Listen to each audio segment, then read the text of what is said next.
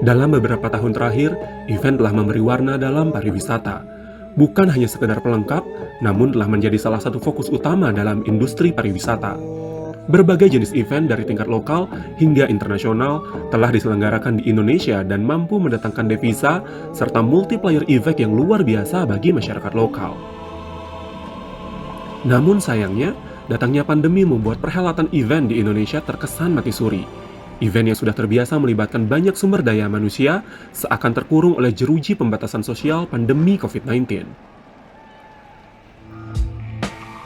Lalu, bagaimana event dapat bangkit di tengah pandemi?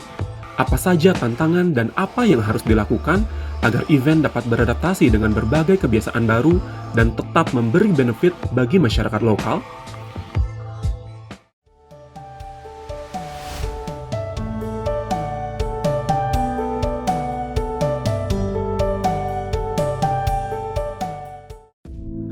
Kemenparekraf bekerjasama dengan Fakultas Pariwisata Universitas Udayana melakukan sebuah kajian untuk merumuskan bagaimana strategi yang tepat dalam pengembangan event di era kenormalan baru.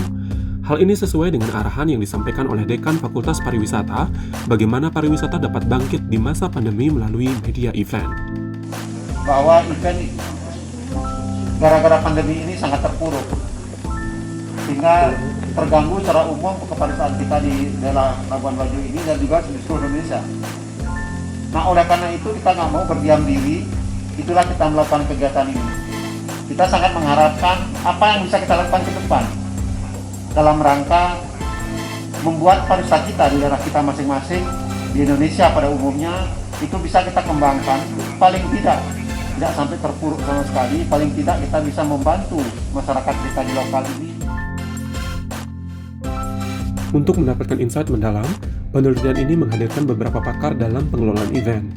Pengelola Ubud Spirit Festival misalnya, yang mengkonfirmasi betapa kerasnya dampak pandemi terhadap event yang diselenggarakannya. Persiapan yang sudah ke 90% ya, di tahun yang ke-13 sudah kami lakukan. Kami sebentar seminggu sebelum festival itu dibuka kami batalkan. Karena tidak mau mengandung risiko untuk adanya suatu pengembangan klaster daripada COVID. Jadi yang pertama itu kan bukan hanya festival itu tidak secara event itu gagal dilakukan, tetapi juga ada kehilangan possibility income yang mestinya bisa dibawakan oleh festival untuk masyarakat di sekitar kita. Karena festival kami tidak punya hotel, kami cuma punya 15 kamar ya. Orang yang datang 2.000-an.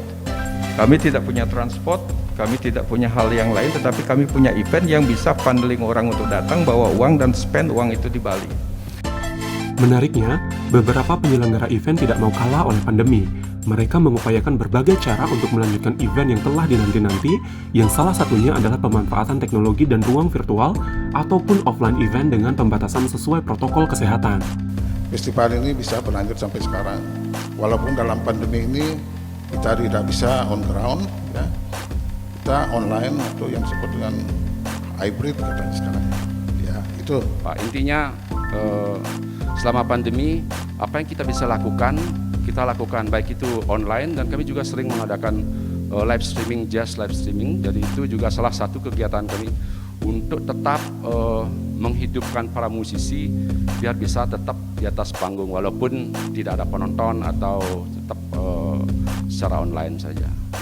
Baru satu tahun ini kita memiliki ruang meeting, Pak.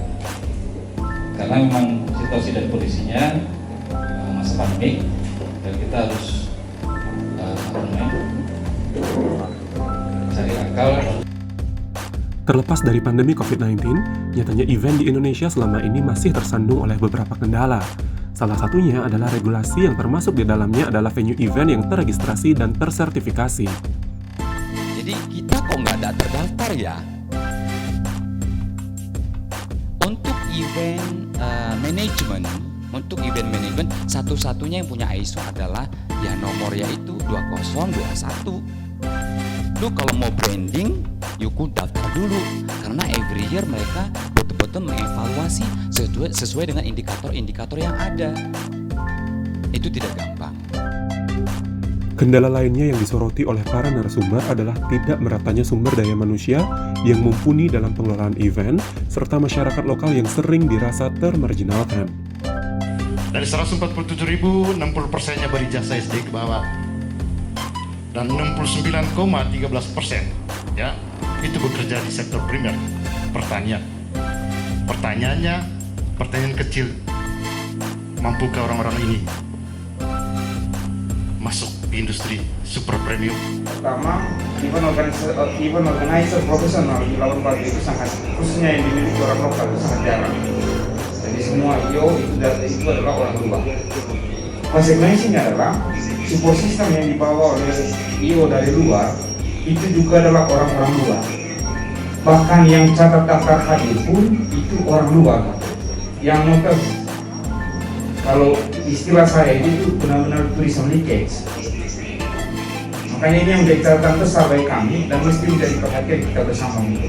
Oke lah, event organizer yang orang luar, tapi paling kita sistem support system yang paling kecil itu kalau bisa berdayakan orang lokal. Ini macam saya pribadi dan juga teman-teman ini kan memang sudah pernah merantau, jadi ya mau nggak mau kita dipaksa oleh keadaan untuk bisa naik kelas. Kemudian manajerial ya, memang manajerial ini juga kebanyakan kami di sini juga kemampuan manajemennya itu mungkin belum bagus ya, masih one man show. Jadi sedikit kendalanya masalah budgeting. Jadi kadang penawaran yang dikasih kita coba share ke pihak IO tidak sesuai dengan mereka punya budget, tetapi mereka bisa mendatangkan dari luar. Padahal, untuk menjadikan sebuah event menjadi sustainable event, dibutuhkan adanya partisipasi dari masyarakat lokal, sehingga manfaat dari event dapat sebesar-besarnya dirasakan oleh masyarakat lokal.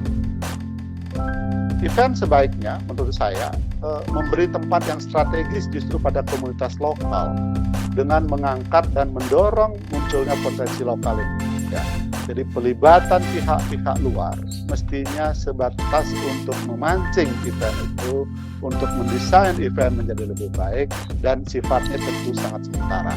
Nah, begitupun kalau misalnya ada IO, ada organizer yang datang dari luar, semaksimal mungkin dia memang sejak awal melibatkan, memberi ruang yang besar kepada masyarakat lokal, sehingga ini menjadi yang kita sebut sebagai proses capacity building pada masyarakat lokal. Jadi hendaknya masyarakat lokal justru tidak ditinggalkan dalam event itu. Narasumber lainnya juga menyoroti tidak meratanya jangkauan infrastruktur IT sehingga mempengaruhi daya saing daerah dalam menyelenggarakan event. Yang saya lihat, kita berbondong-bondong untuk mencapkan diri sebagai super premium, pariwisata prioritas, jadi perhatian pusat, proyek-proyek dari pusat. Cuman teknologi yang di sini, wifi aja tadi kita lihat sendiri kan, gimana jadinya kita mau terbang ke depan, teknologi tidak ada yang mendukung kita. Padahal itu adalah sarana yang paling utama juga untuk faktor mendukung kita untuk melangkah maju.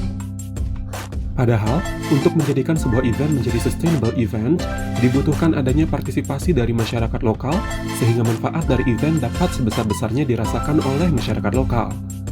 Nah, harapan ke depannya di masa pandemi seperti ini, kami sendiri yang ada di Labuan Bajo mampu untuk menciptakan event sendiri yang sifatnya lokalan, seperti itu. Dan juga setelah masa pandemi ini, ada event-event yang kemarin sempat dipospon bisa kembali untuk diadakan di Labuan Bajo. Baik, terima kasih. Saya Chris Mesima dari Labuan Bajo.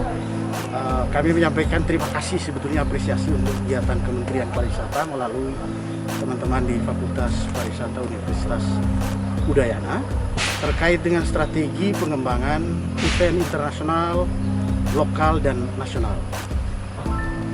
Kami sangat yakin bahwa Labuan Bajo sebagai destinasi super prioritas akan bisa menjadi destinasi berbagai event, baik event lokal, nasional, maupun internasional.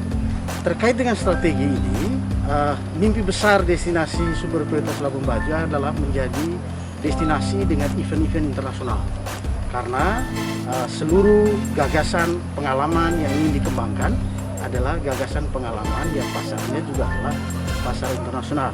Tapi tentu saja tidak melupakan kebutuhan wisatawan Nusantara dan juga wisatawan lokal, sehingga pengembangan seluruh event yang ada di Labuan Bajo sebagai destinasi super prioritas ini adalah penyelenggaraan dengan strategi yang melibatkan semua pasar lokal, pasar nasional, dan pasar internasional. Dan ini semua bisa tercapai kalau kolaborasi, inovasi, dan adaptasi yang baik dari seluruh stakeholder yang ada di destinasi super prioritas Labuan Bajo. Saya kira itu yang bisa saya sampaikan. Terima kasih, salam sehat.